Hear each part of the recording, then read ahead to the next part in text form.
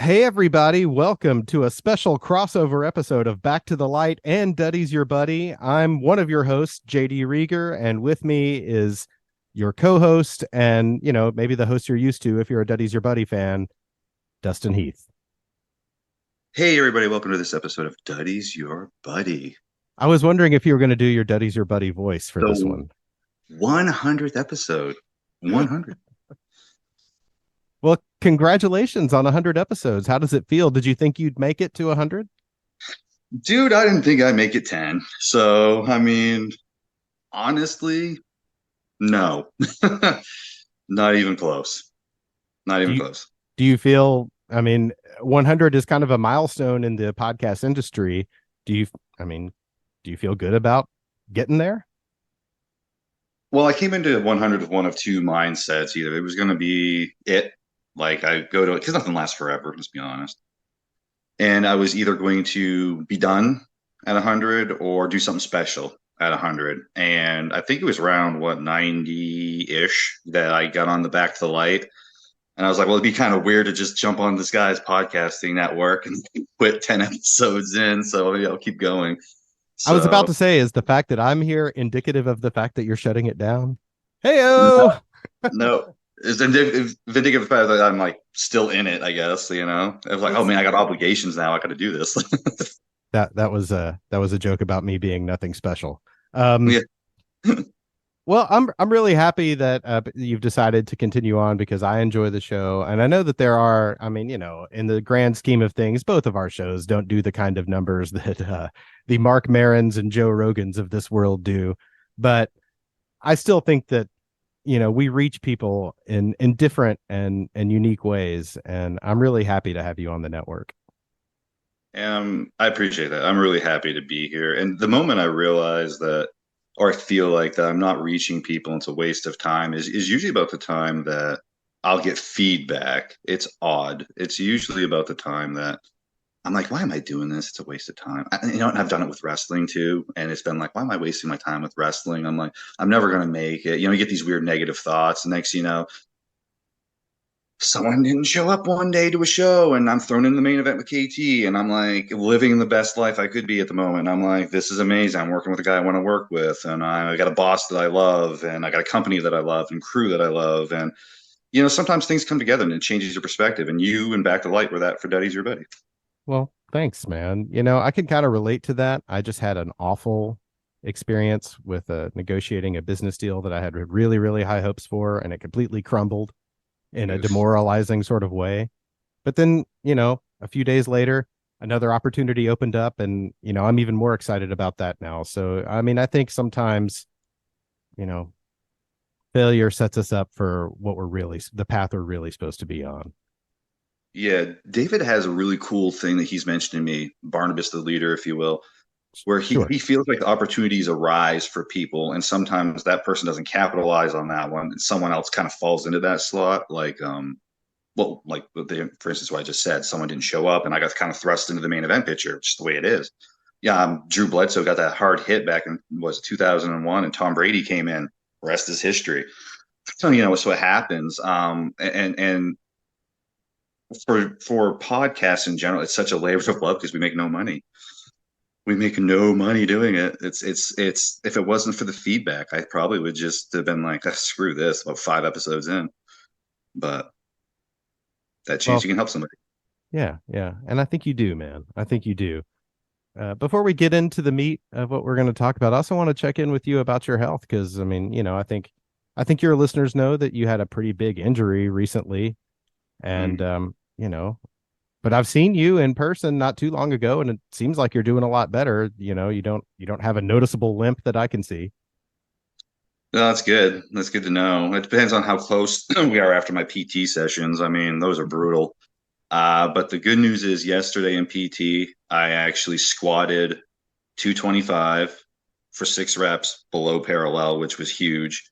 And trap bar deadlifted 4 plates on each side for sets of 8. So the comeback is happening. It's just not as fast as I would like, but it's a catastrophic injury. I mean, everything they've done in there is pretty remarkable. I couldn't even walk 2 months ago, Yeah, so I remember.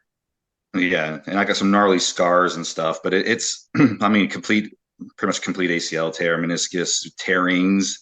They had to basically rob my patellar tendon to make the new ACL. Had to shave bones, all kinds of craziness in there, but it's so much better now that they're thinking I could be back in the ring as early as November. Wow. That's even Yeah, earlier. I think originally the idea was maybe like January or something. So that's yep, that's that's ahead of schedule. yeah. I'm pushing forward as hard as I can. The physical therapist even said it's a testament to when they ask on a scale of 1 to 10 how much pain you're in, and I'm like 8, but I'm still squatting. He's like, that's what some people just don't get. You have to push through that pain barrier to make it work and heal, and or else because your body just wants to heal it. It doesn't matter how it heals it; it just wants to heal it. So it's been a learning process. Like I actually had to learn to walk again. I had to learn to jump again because my brain and quad just didn't connect anymore. So there's a long road, but I mean, November is looking like the time frame, which is way better than when I initially did. And people looked at my MRI, I'm like, ooh, you may probably never wrestle again, just so you know. So it's a big difference. It's a big step. Yeah. And I th- I think it's fair to say, I don't know how much you want to share about this, but not only was this a physical injury, but there was also a mental health toll that came with it as well. Oh, I'll be raw as you want me to be. It was hard. It was really hard. I was for about a month was completely almost incapacitated with pain and just the mental side effects of it because of all the work they did in there. It was just so much. And I asked the physical therapist 2 weeks after surgery, why am I in so much pain? He's like, dude, you have like 8 broken bones in there. He's like, between all the screwing and drilling and cutting and sawing, he's like, we very much broke everything in there in some capacity. Um, so he goes, that's why it hurts so bad. So yeah, it was a rough go. It definitely was. But now, like I said, yesterday was the first time I actually had a glimmer of, well, I had surgery on June 1st, and what's today, August? The 23rd, Yeah, and yesterday was my as first we day of, record this. as we record this. And so, like, literally, was yesterday was the first day I was like, wow, I might actually be able to do this again. Like, I might be normal again, or even better than I was. Because it's ever since then, it's been like, just get back in the ring, hope, hope, hope, hope. Wait, hold on. I think I actually might be as good, if not better now. Is that if that makes sense? Were you worried that you weren't going to be able to do it, or that you weren't going to have the, whether it's emotional fortitude or whatever, to get back to a place of wanting to perform again? Want was never the problem. No, because I love it. I love Memphis. I'm probably going to end up being wrestling for Memphis as long as I can. Um, yeah, absolutely. I love it there. But it I'm sorry, what was the question again? Oh, I mean, we were talking about your mental health state after the injury, and I just have to imagine that some of, you know, there had to be some anxiety about whether or not you would even be able Oh, to get back to this thing that you love. Oh yeah, absolutely. And it was mainly because I mean you hear football players blow out their ACLs, they come back a year later, they're not quite as fast, they're not quite as this or that. Some are fine. But I was lucky I got put in a physical therapy place where the Colts were actually doing their summer camp.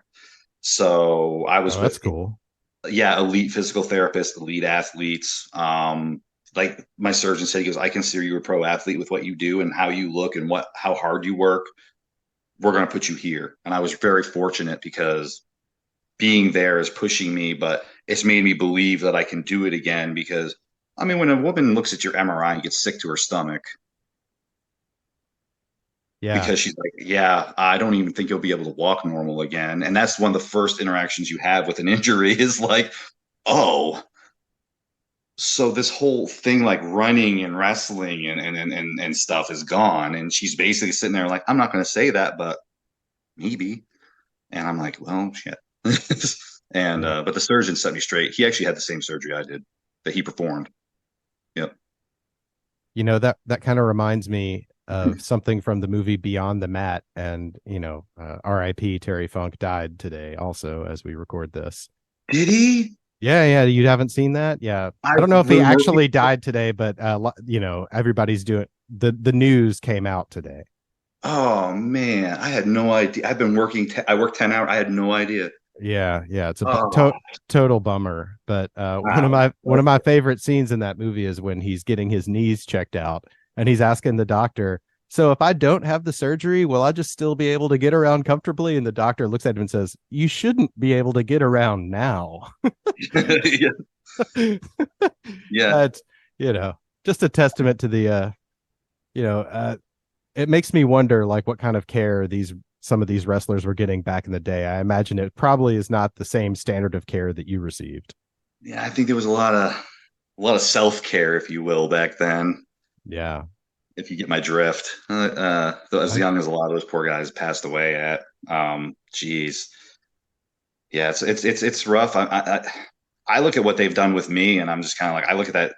I look at it, I'm like, I don't know how you did all that and how I'm walking. It's very, let alone going to be potentially normal again or better, is very, it's amazing. But I mean, I'm not complaining. I'm just, I at first was the victim-ish mentality with all of it, and then I just accepted it, and I was kind of like, you did really good. What if you can't wrestle again? You're going to cry about it forever. You got kids, you got dogs, you got stuff to do, you got friends that rely on you.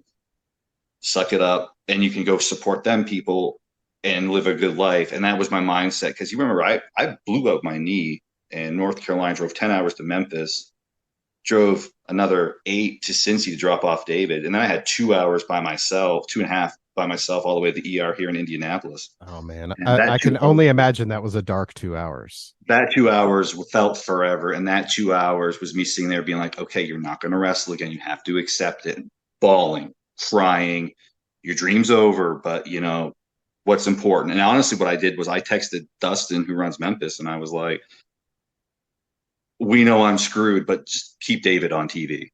I said, he's the talented one, please keep him on TV no matter what happens with me. And he's like, oh, That sounds absolutely. like something you would say. Oh, well, I was like, it's true. He's the talented one. He came up with all this stuff. So it's like, keep him on TV. If you have to fire me, fire me. That's fine. I mean, I get it. I blew up my knee. I mean, but keep David. And Dustin's like, yeah, no problem. And he's been using him. And he's like, we're not getting rid of you either. So it's been like the total opposite of most wrestling stories you hear. Yeah. When heading into like a process that involves heavy surgery, um, being someone who, like me, has had issues with addiction in the past, was there any concern for the pain management part of your recovery process? 1,000%. 1,000%. But I'm happy to admit that I still have untouched pain medication that I flushed after it was all said and done. I mean, I got rid of it because I never used a lot of it. Um, yeah. So big concerns, massive concerns. Yeah. Do you want to, I mean, I hate to just say, do you want to dig into that a little more? But Sure. So I had a weird journey with addiction. The weirdest journey. All my journeys are weird, so I might as well be par for the course. I watched Days of Thunder last night before bed, and I'm not even a big race guy, but I love that movie, and I love the line where he says, "I want you to hit the pace car." It's like, hit the pace car. He goes, hit the pace car. You hit every other thing out there. I want you to be perfect.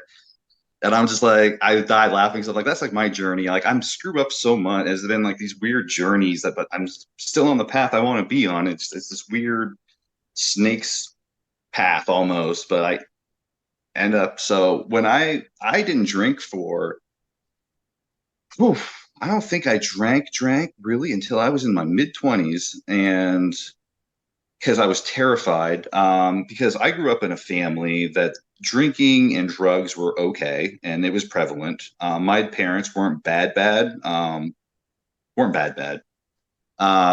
relatives, some of them were. But I just thought that's what adults do. They grow up, they forget their dreams, they give up on their dreams, and they raise kids the best of their ability, working a 9 to 5, and drown their sorrows as they basically live in silent, suffering and yeah, depression. yeah, drown it in brown, as they say. Drown it in brown. Only I was more of a clear guy, but yeah. So what happened was I went in the service, and the service really enables drinking hard. Like that's like they're big on drinking. They even have special liquor stores on base, like every 5 feet, called the Class Six. Oh yeah, yeah. I remember I had family in the military, and I remember when I was a kid, during a family reunion, we all took a big family trip to the Millington Air Force Base, and everyone loaded up on liquor and cigarettes. It was hilarious. Mm, just cheaper, Yeah, yeah. tax free. I got some toys or something, I think. I can't even remember. Yeah. So, and being in service life is obviously stressful. So, I mean, I think it kind of started there. I was probably 26, 27, but I would like kind of, I didn't realize how hereditary addiction is. And I didn't realize how bad it was in my family. And then I realized on both sides, it's like prevalent, severe addiction. And from the New England area, I'm not trying to like make fun, but Maine is known for its addictions. I mean, it's like the meth capital of the world. I mean, they don't even hide it, you know. You know, when I went to sell my house up there, I literally had a guy, the realtor came to me and said, "So you're gonna stay in here till the house is gone, right?" And this is like a nice little house in a nice neighborhood. And I'm like, "No, why?" And he's like, "Because if you don't, they're gonna literally that'll be a meth lab in like 2 days. They'll see the realty sign, it'll be a meth lab within 2 days, and all your copper will be gone." So I stayed in it until I sold it. Yeah, I guess. Yeah. So it's not any unknown thing that, drugs, alcohol, really prevalent in Maine. It's just Oh, I everybody's mean, addicted to it. every area's got their own things. Memphis, we could spend an entire, podcast series on what's going on in Memphis right now. So, I Yeah. get it. Yeah. And well, the reason I'm picking on Maine is it's rural. Like I guess people get bored. I mean, I don't know. Like Yeah, yeah, yeah. why else they like do half the stuff they do in those areas. So anyway, fast forward, and I didn't realize that there's like, I took health class in school and no one ever tells you about it. I mean, they're like, don't drink and you won't have to worry about being an alcoholic, and don't do drugs, you won't have to worry about being a drug addict. And it's kind of like, don't walk down that particular dark alley and you won't have to worry about being victimized. When people get victimized in broad daylight, it's like, be serious. So I didn't really understand it. And I'll be honest, I was pretty naive with it, and it's turned into a nightly thing. Just get home from, I hated my job. Marriage was falling apart. Everything was falling apart. And I'm just like, screw it. This is what adults do. They give up on their dreams, right? And I drank a lot for a few years in my 30s. And I woke up one day with severe back pain and I couldn't shake it. Like, couldn't shake it.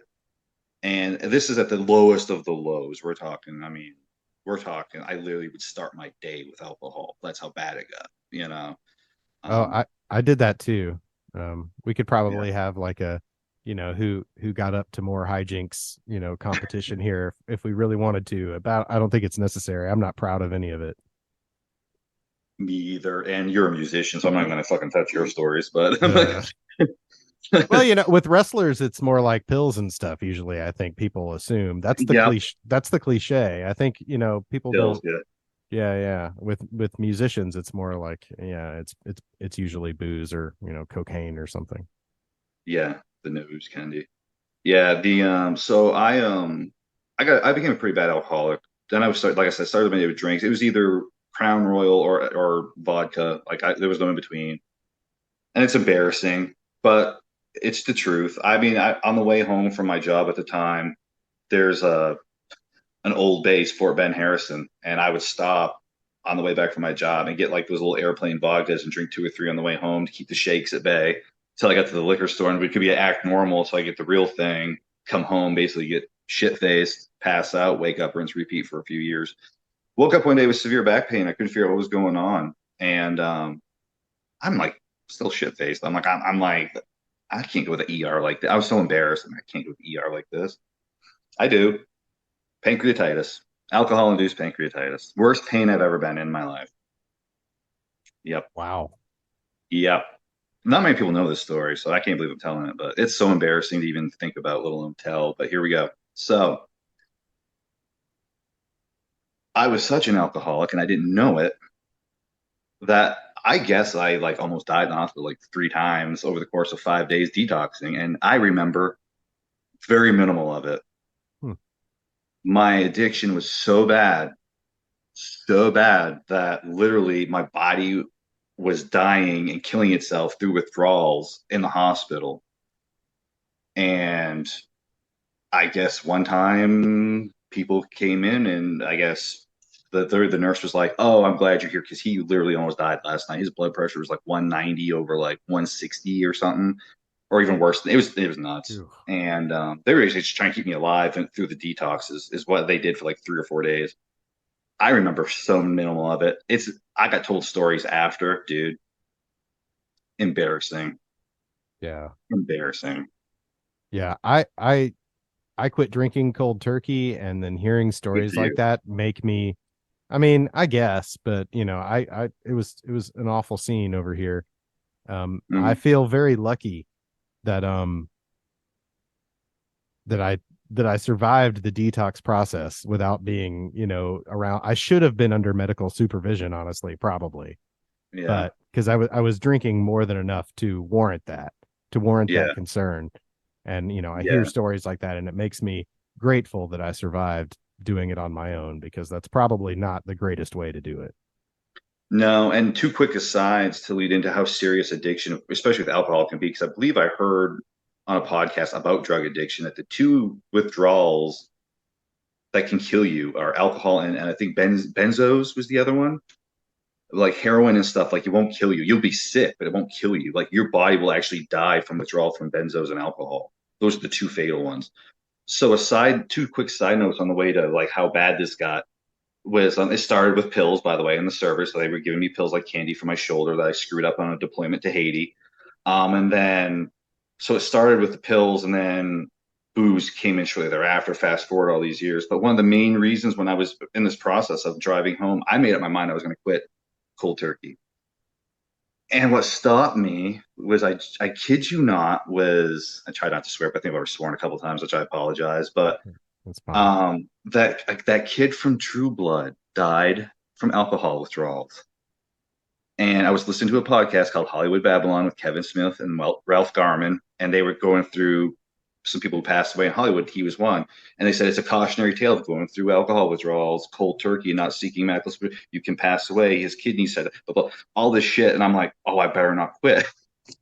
How stupid was that? So it I was like, mean, oh, I can't quit. I'll die.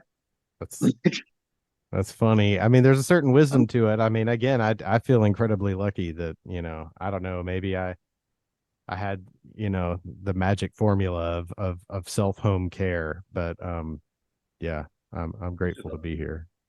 No, yeah, we all are grateful you're around, bro. But it's yeah. So pancreatitis, severe withdrawals, almost died a couple times. It was embarrassing.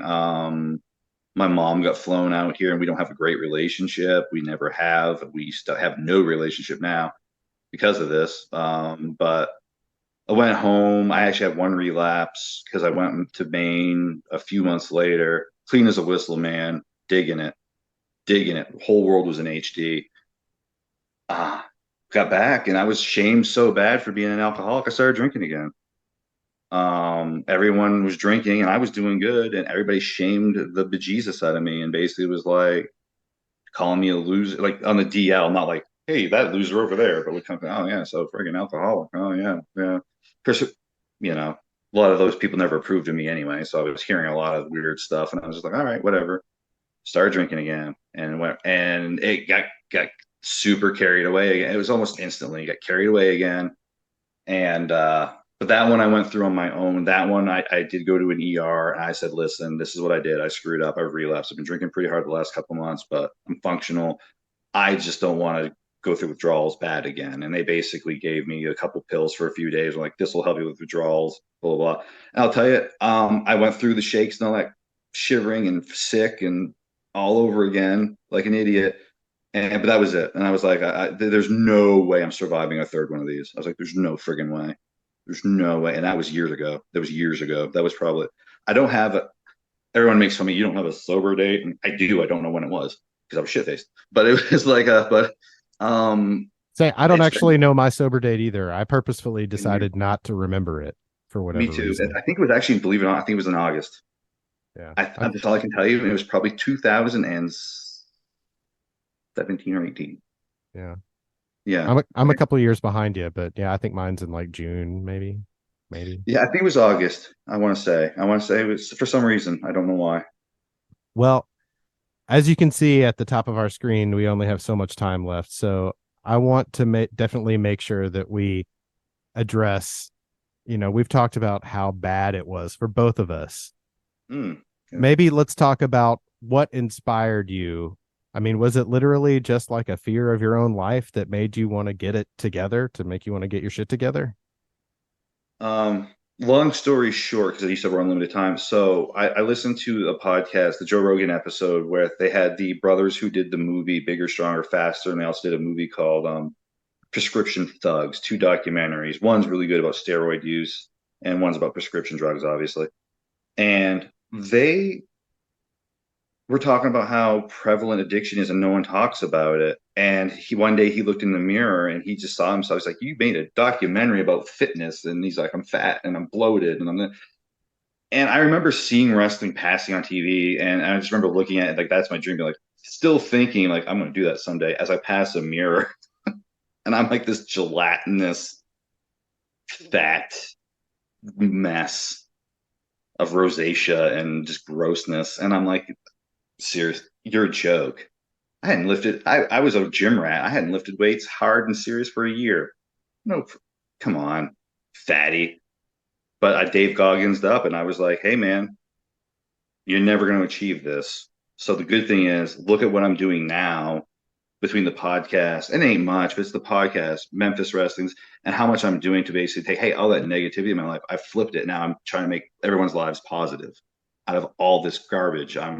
Hey, I did all this. Let me teach you how to not do everything that I did, you know? Yeah, I think a lot of people, I'm a big proponent of, talk therapy, but another super important aspect to mental health is actually having some connection to your physical health as well. I've Mm. noticed, in the last, gosh, I guess I've been doing yoga now for 3 years. And I mean, I'm not only am I down like 25 pounds from where I started, but also like I just feel so much better. Like I'm happier. Like going, stairs are not an issue for me anymore. Like my overall quality of life is so much more improved by just like a very baseline level of physical activity. Yeah. Well, there was a study I read that like mild to moderate depression, physical exercise is way more effective for those levels, mild to moderate. Now, to be fair, physical exercise is far superior to drugs for that level. Oh, for sure. I mean, Yeah. if you want to feel better fast, like the quickest way to feel better is, yeah, do some push-ups, do some yoga or whatever, get that adrenaline rush and also like the mental state of like doing something to consciously take care of yourself. There's something about, thinking it and being it that makes you feel better. Oh yeah, for sure. Especially I'm a morning workout person too, just because my schedule's so crazy. And it's amazing how much easier things are to handle at work or whatever, kids sick. Because when you've taken care of yourself first thing in the morning, and you're like, oh yeah, I did that. I don't have to worry about. So if my day gets awry, I worked out, so that's done. Oh, cool. And you handle things better, I think. Yeah, I do yoga in the mornings too, and do you notice that like on the days like on your rest days that it's like there's higher anxiety levels than like on days that you work out, that you seem to, I know with for me anyway, I seem to deal with I deal with shit better. Oh, for sure. Because I mean, about lunchtime too, on my off days, I'll start kind of almost getting antsy, being like, oh wait, what's tomorrow? Like, oh yeah, tomorrow's deadlift day. Okay, cool. You know what I mean? I'll start being, oh, deadlift. Yeah, I love deadlift. I'll start, because it's like my hobby. That's like I was joking, that's a hobby that'll be there when wrestling's done. When the doctors legit say you can't wrestle anymore, I'll always have the gym, you know.